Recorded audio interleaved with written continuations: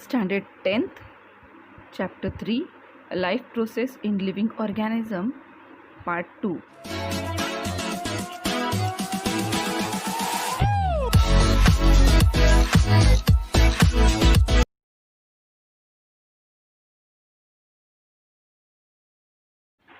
In our last lecture, we studied asexual reproduction.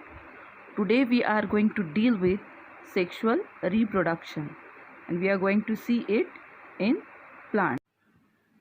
It always occurs with the help of two germ cells, female gamete and male gamete. Two main processes occurs in sexual reproduction. First, gamete formation, and second, fertilization. What do you mean by gamete formation? Gametes are formed by meiosis. In meiosis, chromosome number is reduced to half. Hence, haploid gametes are formed. Look at this image. You can clearly see in the process of meiosis what exactly happens. Meiosis is a process where a single cell is divided twice to produce 4 daughter cells containing half the original amount of genetic information. These cells are our sex cells. Examples are given. Now let us see what is fertilization. Fertilization, the process of combining the male gamete or sperm with the female gamete or ovum. This product of fertilization is cell called as zygote. Zygote is formed finally. Fertilization, diploid zygote is formed in the process of union of haploid male and haploid female gamete. The zygote divides by mitosis and embryo is formed. The embryo develops to form a new individual. Two parents, that is male parent and female parent, are involved in this particular reproduction. As we have already studied that in asexual reproduction only one parent is involved. That's why the offspring which is produced there in asexual reproduction was identical. But here two parents are involved. So half genetic material is taken from male and half genetic material is taken from female. That's why there is variations. Sexual reproduction in plants.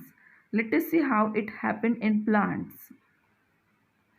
Flower is the structural unit of sexual reproduction in plant. It consists of 4 whorls, that is calyx, corolla, androecium and gynoecium. Now we are going to see the structure where we are going to classify this particular all 4 whorls of the flower, and we are going to see their function. Pedicel, it gives support to flower. Sepals, it gives support to bud when flower is going to develop. Corolla, petal, they are attractive in color to attract insect.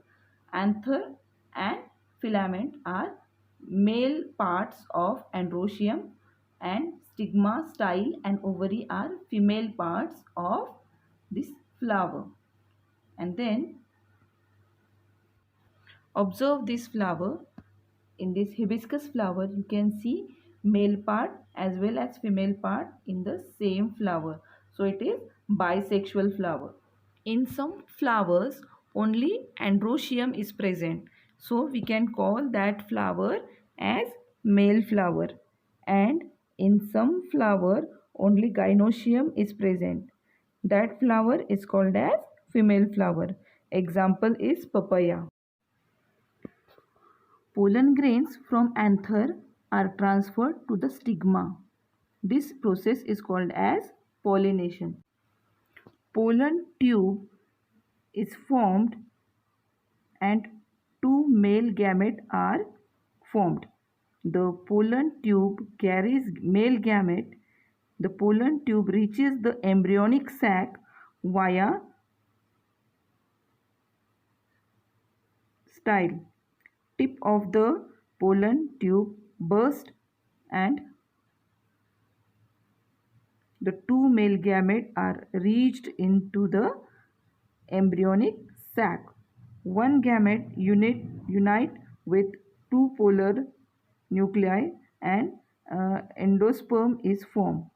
As two nuclei participate in this process, this is called as double fertilization. If this question comes, you are supposed to draw the diagram.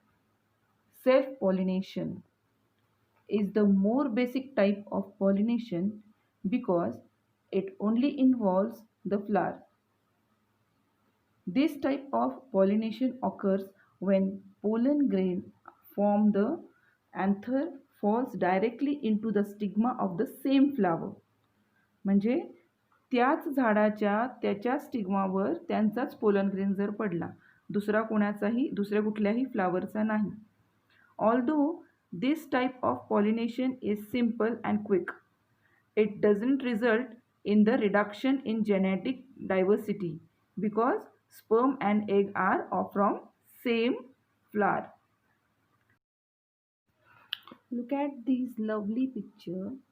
You can see insect which are passing the pollen grain.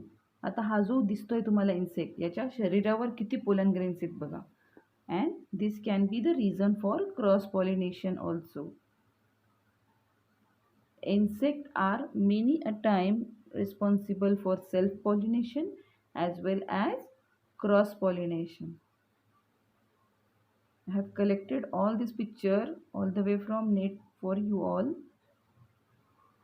Just cross pollination is the more complex type of pollination that involves the transfer of pollen from anther of one flower to the stigma of different flower.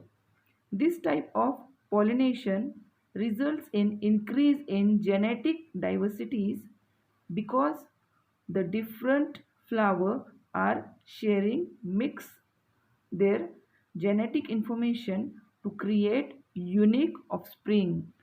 तुम्ही जर जास्वंदाचं हिबिस्कसचं flower पाहिलं असेल तर त्याच्यामध्ये ज्यावेळेस self pollination होतं त्यावेळेस पुढचं येणारं जे काही प्लांट आहे ते रेडच असतं, बरोबर.